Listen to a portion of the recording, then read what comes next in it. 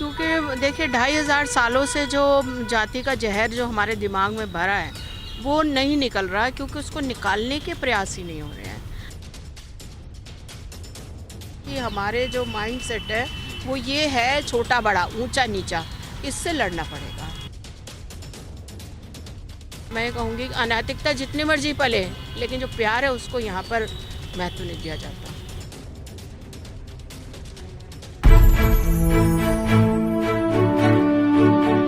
मध्य प्रदेश के एक गांव से चौंकाने वाला मामला सामने आया है, जहां एक दलित दामाद को उसके ससुराल वालों ने हत्या कर दी। ससुराल वालों ने जघन्य अपराध इसलिए किया क्योंकि उनकी बेटी शिवानी जहां ने एक दलित लड़के से शादी कर ली थी।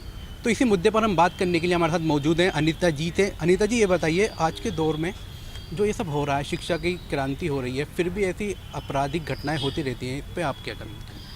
इस पर मैं यही कहना चाहूँगी, चाहे शिक्षा का स्तर कितना भी बढ़ जाए, लेकिन जाति के खिलाफ तो कोई काम हो नहीं रहा है। जब तक जाति के खिलाफ काम नहीं होगा तब तक इस तरह की चीज़ें बंद नहीं होंगी। और बड़े दुख की बात है कि हम बिल्कुल भी जाति के खिलाफ ना बोलना चाहते हैं, ना करना चाहते हैं। किसी की भी प्रतिबद्धता नहीं है कि इस देश से जाति ख़त्म हो जाए। तो जब तक जाति ख़त्म नहीं होगी, और मैं ये देख रही हूँ जैसे जैसे समय बढ़ रहा है वैसे वैसे जाति के प्रति जो एक रिजिडता है, मतलब एक कट्टरपन है, वो बढ़ता जा रहा है। और ये एक बहुत ज़्यादा, मैं ये कहूँगी, ये मानव अधिकारों के खिलाफ भी है, और ये एक मतलब एक लड़की के चयन के खिलाफ भी है कि वो उसने चयन किया, एक लड़के का चयन किया, उसको अच्छा लगा, लड़का योग्य था, और लेकिन वो दोनों तरह से ये चीज़ें ख़राब है कि किसी के चयन को, एक बालिग बच्चे के चयन को आप बुरा कहो और सिर्फ इसलिए उसके पति को मार डालो कि वो दलित है। और दूसरा ये कि हम ये कहते हैं कि इस देश में सबको बराबर के अधिकार हैं, लेकिन ये जातिवादी व्यवस्था ऐसी है कि वो किसी को अधिकार देना नहीं चाहती। लेकिन मैम, अभी कहते हैं कि शिक्षा से इन सब चीज़ों को मिटाया जा सकता है, लेकिन हम 2025 में खड़े हुए हैं। 2025 में शिक्षा इतनी आगे बढ़ गई है, फिर भी हमारे दिमाग से जातिवाद क्यों नहीं निकल रहा है? ये कैसे निकल सकता है? क्योंकि देखिए 2500 सालों से जो जाति का जहर जो हमारे दिमाग में भरा है वो नहीं निकल रहा है, क्योंकि उसको निकालने के प्रयास ही नहीं हो रहे हैं। अगर आप जो है वो अंतर्जातीय विवाह पर कुछ जो है, जैसे कई राज्यों ने तो ये किया है, महाराष्ट्र सरकार ने, कि इंसेंटिव दिया है कि अगर कोई इंटरकास्ट मैरिज करता है, लेकिन बाकी जगह ऐसा है नहीं, और कोई प्रोत्साहन नहीं है और बिल्कुल सपोर्ट नहीं है। कोई भी, जो हम जिसे कहते हैं कि मीडिया के जो चारों खंभे हैं वो बिल्कुल भी इंटरकास्ट मैरिज पर सेंसिटिव नहीं है। दलित एट्रोसिटी एक्ट बना हुआ है, प्रिवेंशन एक्ट, लेकिन उसमें इंटरकास्ट मैरिज करने वालों की सेफ्टी कैसे हो, इस पे एक बहुत ज़्यादा मुझे लगता है अलग से बात करने की ज़रूरत है।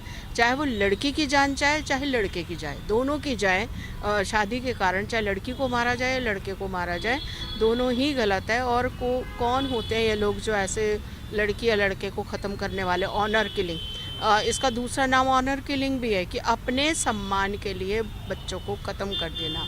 तो ये एक तरह से मुझे लगता है कि एजुकेशन के बढ़ने से इतना फ़र्क नहीं पड़ रहा, जितना कि अगर हम शुरू से जाति व्यवस्था को मिटाने के लिए काम करते, और एक पूरा मुझे लगता है कि एक पूरा हर जगह जाति से कैसे लड़ा जाए उसको हम शामिल करते, चाहे वो बच्चों का सिलेबस हो, चाहे वो हर तरह से, चाहे वो तरह तरह के जो है वो एक पॉलिसी ऐसी हो, जैसे हम देखते हैं ना अमेरिका में एक पॉलिसी कि उसमें जो अश्वेत लोग हैं उनको बिल्कुल उनकी जो है वो, हम ये कहते हैं कि उनकी बराबर की हिस्सेदारी है। बात सिर्फ ये नहीं है कि हम उनको रिजर्वेशन दे रहे हैं, रिजर्वेशन से कहीं बढ़ के उनकी भागीदारी का सवाल है कि जब तक आप भागीदारी वाली भावना से नहीं चलेंगे कि ये हमारे समाज का हिस्सा है, हम इनको बराबर के लाएं, तब तक ये प्रॉब्लम सॉल्व नहीं होगी। और दूसरा ये बात है कि लोगों के माइंड सेट के ख़िलाफ़ काम करना भी ज़रूरी है। जो इस तरह का माइंड सेट है, एक तो जो हत्याएं हो जाती हैं, उनके जो हत्या करने वाला होता है उनको कोई सज़ा ही नहीं मिलती। मुझे तो लगता है जैसे ना उनके खिलाफ़, मतलब लचर इतनी व्यवस्था है कि एफआईआर नहीं होगी, एफआईआर होगी तो पता ही नहीं उसके खिलाफ़ एक्शन हुआ, कोई सज़ा भी मिली कि नहीं मिली यही नहीं पता। और ऐसे ही अपराधियों के हौसले बुलंद हो जाते हैं जब उनको सज़ा नहीं मिलती, और उनको बिल्कुल एकदम से, अगर जैसे अब ये एक व्यक्ति को गोली से मार देना, मतलब एक बच्चा जो नर्स की ट्रेनिंग कर रहा है, जो डॉक्टर बन जाएगा, नर्स बन जाएगा, अभी होगा कितना, 22-23 साल का, बड़े दुख की बात है। उसको आप, क्योंकि उसने प्यार किया था, उसके दिल पे रख के ही गोली मारी है। ये कितनी क्रूरता की हद तक है कि आप प्यार करने वालों को ख़त्म करना चाहते हो, और वो भी जाति का लेकर के। तो ये कोई ये बहुत पुरानी, यहाँ पर भारत में तो बहुत ही पुरानी परंपरा है, प्यार को यहाँ पे देते ही नहीं है तरजीह। हाँ, लेकिन दूसरे तरह के मतलब चाहे इसमें जितना मर्जी उस तरह का मैं कहूँगी अनैतिकता जितनी मर्जी पले, लेकिन जो प्यार है उसको यहाँ पर महत्व नहीं दिया जाता। तो मैम आप कह रही है माइंडसेट को कैसे बदला जा सकता है? शिक्षा से ही तो बदला जा सकता है। राजनीति, लोग अब जैसे लोग, सरकार ने कहा है कि हम 2.5 लाख रुपए देंगे, पहले मनमोहन सरकार में ये कम था, फिर लेकिन अब 500 आवेदन आते हैं तो 5 लोगों को 2.5 लाख रुपए मिलते हैं उनके। लेकिन सरकार भी इस पर पीछे है, शिक्षा से भी मतलब सिलेबस में कुछ ऐसा हो गया है, तो कैसे कर हो सकता है? नहीं, देखो ऐसा है कि केवल शिक्षा तो एक चीज़ है, उससे व्यक्ति पढ़ के जो है वो डिग्री हासिल कर सकता है, ये कर सकता है, लेकिन जीवन में मानवीय मूल्य कैसा है, इस पे तो कोई बात नहीं है कि हम ये माने कि एक इंसान हमारे बराबर है। दूसरा भी, जो मैं जिस जाति की भी छोड़ो, लेकिन दूसरा भी बराबर है। इसके लिए तो हमें काम करना पड़ेगा कि हमारे जो माइंडसेट है वो ये है, छोटा बड़ा, ऊंचा नीचा, इससे लड़ना पड़ेगा।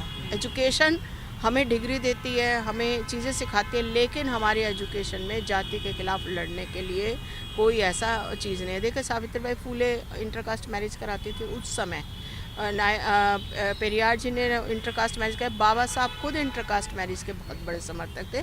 और हम ये मानते हैं कि जो एक रक्त शुद्धता वाला होता है, एक ये शुचितावाद है कि हमारी लड़की चली जाएगी तो हमारा ख़ानदान पे कलंक लग जाएगा, हमारा सम्मान चला जाएगा, और हमारा जो है खून अपवित्र हो जाएगा, हमारा वंश बदल जाएगा। ये इन चीज़ों से लड़ने की बहुत ज़रूरत है, क्योंकि इंसान तो एक ही है। अगर आप उसकी भी उंगली में अगर पिंड चुभोगे और दूसरे की भी, तो दोनों का खून एक जैसा है। लेकिन ये हमारे दिमाग की खुराफात है कि हम उसको इस तरीके से नहीं देखते। हमारे दिमाग में वर्ण व्यवस्था जो है बैठ गई है, जो नीचा है वो नीचा है, जो ऊंचा है वो ऊंचा है। तो इसको वर्ण व्यवस्था को ख़त्म करने के लिए समाज के किन किन लोगों को या पूरे समाज को आगे आना चाहिए, संगठन को आगे आना चाहिए, या फिर नए संगठन की शुरुआत करनी चाहिए?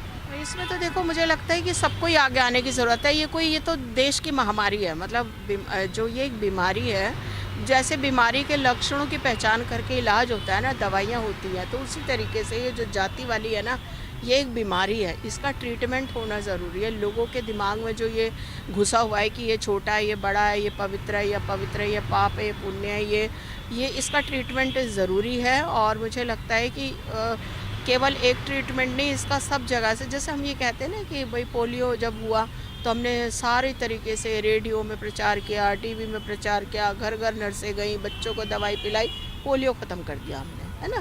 तो इसी तरीके से जातिवाद के खिलाफ भी लड़ाई लड़नी पड़ेगी, ये बहुत ज़रूरी है।